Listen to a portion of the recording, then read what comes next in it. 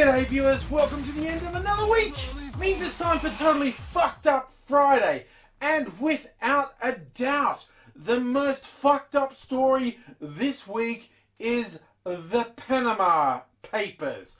Which, if you don't know much about, means one of two things. Either all your illusions about the fairness of the world have been shattered, or all your cynical views of all the politicians and corporations being completely corrupt and criminal have just been proven to be true. And honestly, if you were one of these poor sheltered types who didn't realise all the politicians and corporations were corrupt, I kind of feel sorry for you.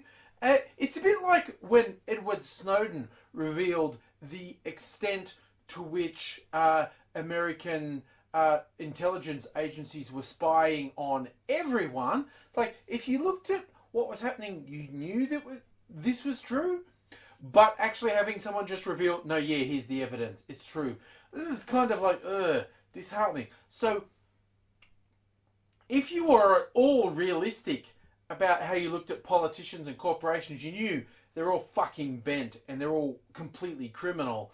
But this actually just laid out in absolutely irrefutable terms, they're all fucking criminals. And how far this spreads out and the effect it has, it's pretty wide open at the moment. It was interesting. The first politician to tumble was the Icelandic Prime Minister, Björk Gudmundsdóttir. I'm sorry, that's the only Icelandic name I've ever learned how to say. So that's what I'm saying, the Icelandic Prime Minister was called. But there was this classic bit of video with a journo interviewing the PM, and he's like, and that moment when he realised he'd been caught out, like him and his family were corrupt as fuck and had been hiding millions of dollars in tax havens. Now he's gone, but David Cameron, the British PM's another interesting one in that his dad was hiding all this money, and Cameron's so far been forced to admit, oh yeah, I had some benefit from it. It might bring him down. That would be pretty fucking significant.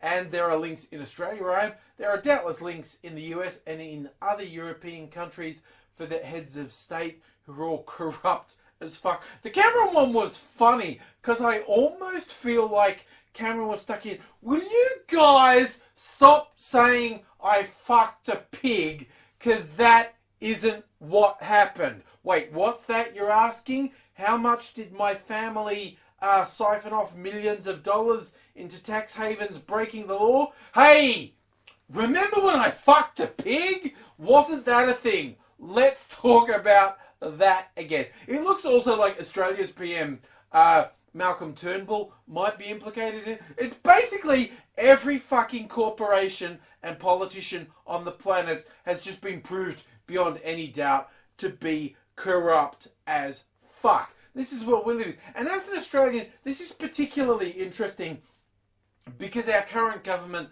launched a Royal Commission into corruption in trade unions. And look, there actually definitely is corruption in trade unions. That's what money does. Wherever there is money, wherever there is power, people will abuse it. And yes, as someone who supports union, it really shits me when union leaders just rort the whole thing and siphon off money. And it definitely happens. You know, union reps siphoning off thousands or tens of thousands or potentially even hundreds of thousands of dollars.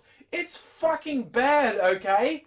Except we now know beyond any doubt the politicians and the corporations are siphoning off millions, billions, possibly trillions of dollars. So, you know, corruption in trade unions is pretty fucking small. This would be why the Australian government continues to resist calls for there to be a national body to investigate corruption at all levels. Like, yeah, let's spend money on investigating unions and having a witch hunt there. But no, a broader thing that would actually investigate corruption in corporations and government, we don't want that. That would be bad, because that would show that every fucking corporation and every fucking political body in the world was corrupt as fuck.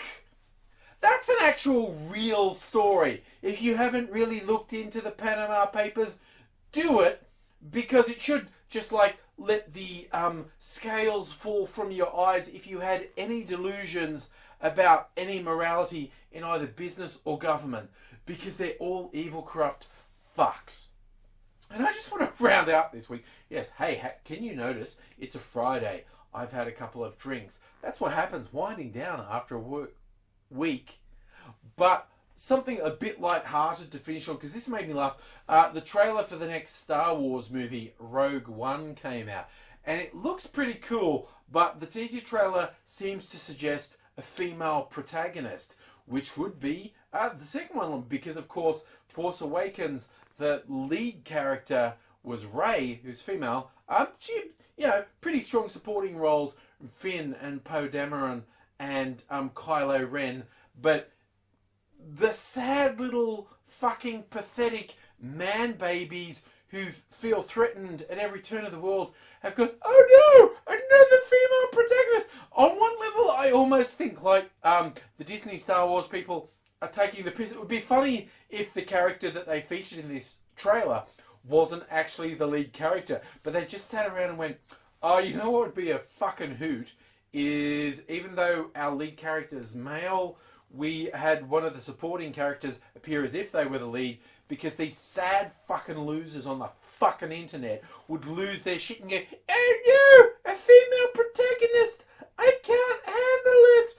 And they get heaps of publicity, which is working in their favour at the moment. Certainly, I just wanted to raise, besides the fact anyone who complained about this trailer saying, oh no, another female protagonist, is a sad fucking loser.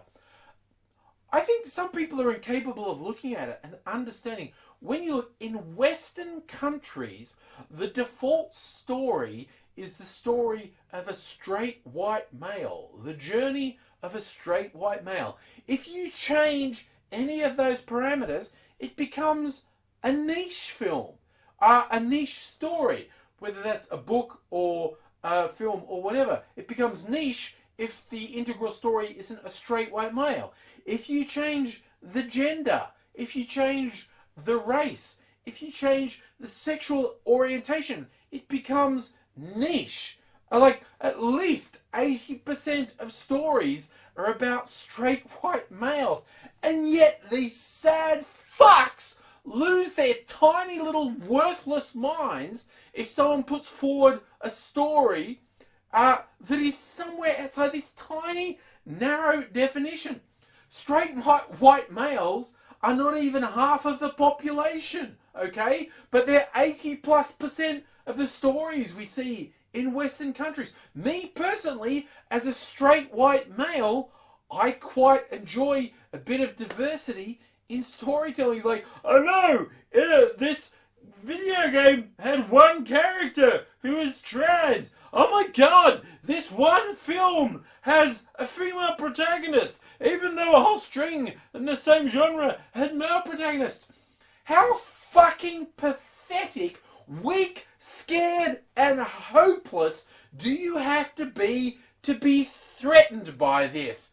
I swear, anyone who acts as if a divergence from this narrow view of straight white males is somehow a threat is the most pathetic fucking loser on the fucking planet.